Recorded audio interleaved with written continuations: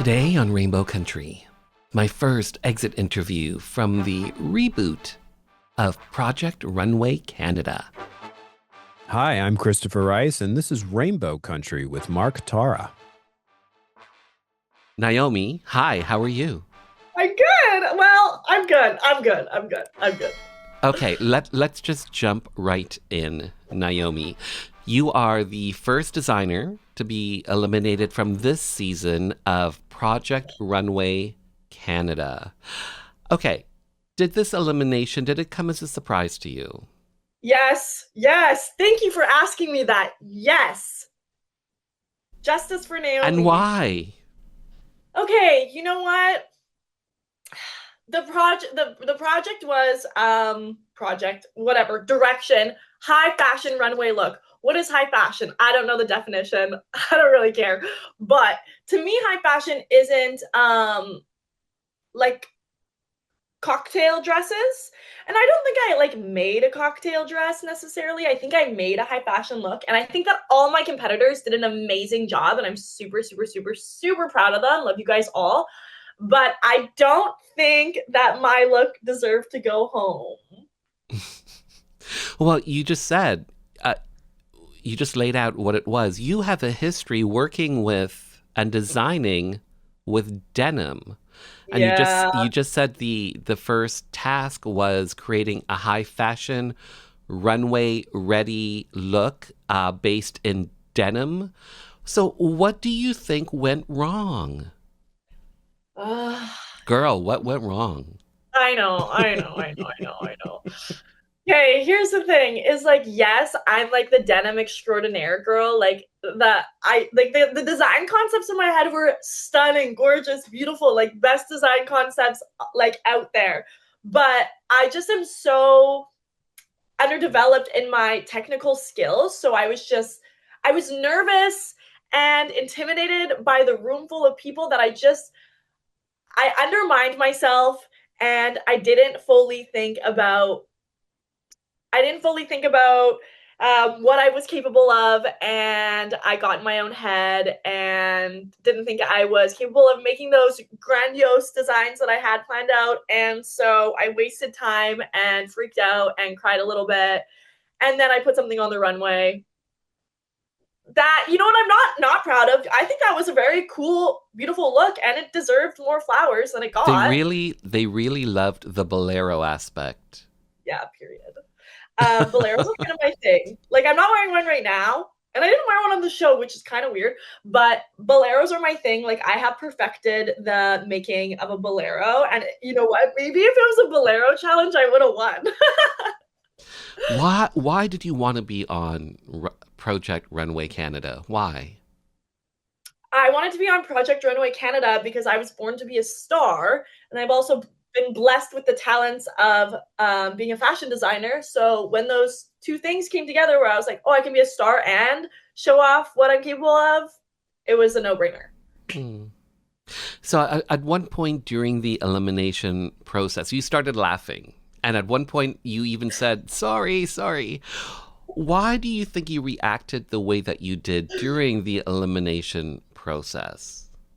I think that we can see through the whole episode that I'm pretty expressive. Anytime something happened, it was camera cut Naomi, and I was I am not one of those people that have a poker face. Honestly, I should never play poker. No one would ever invite me to a poker tournament. I just was feeling so many emotions in that moment. I was so overwhelmed. I literally had to pee so badly, and I couldn't pee. What was I gonna do? And I just had so much in me, and it's also hard for me not to talk because I have so much to say. I have so many opinions, and I just started laughing because I was I can't even believe that I'm in this moment right now, and I have to pee, and I have so much to say. So I just started laughing. It had to come out somehow. Yeah, exactly. Okay, so established in 2022, Obnoxious. This is your own designer label, I believe, based in Winnipeg, Manitoba. By the way, Rainbow Country, this little gay radio show that you are on, is on Winnipeg's very own CKUW FM. So Ooh. here's the question. What got you into fashion originally? How did this all start for you? I was never like I've said this to a million people. I was never a child that played with like toys and whatever. I just did dress up. And through my life, like as a kid, I was always the one like, why is Naomi wearing that to school? Like she looks like a nun. I'm like, sorry that I'm taking risks. And then I was watching a Next Top Model show at one point in my life, and I said, there's a girl on it. I went, wait, I kind of look like her. So then I applied into the modeling world, and I've been modeling for, I want to say like 7 years now. And it got to a point where I was like, you know what? I don't want to be the model anymore. I want to be the designer because this outfit is not giving. So let me take the reins here. Earlier you gave a shout out to your fellow cast members. Did you guys bond during this whole process? Yes. The best part of this whole experience was not being able to say I was on Project Runway. It was not being in front of those amazing judges. All of these things are incredible in their self, but the most amazing part were the bonds that I formed with people. And it wasn't shown on camera, but we were crying together. Leland finished his outfit early. He hopped over to like explain something to me that I didn't know how to do. We were cracking jokes in the workroom. I mean, I was obviously the least experienced, but they were even telling me what some stuff was. Like I was like, what even is this? Me and Delane kikied right away. We looked at each other. The first time we saw each other, she goes, wait, you look like me. And I was like, I look like you. And we just became this like dynamic duo, which I wish that everyone got to see more of. Like at one point we were holding hands and we were like, we're too pretty to be sad. We're too pretty to be sad. It's like a little bit of a bit, but and then like when I got eliminated, like I had everyone supporting me around me for the most part. But like Delane, Charles, Leland, they were my people. They supported me. They believed in me.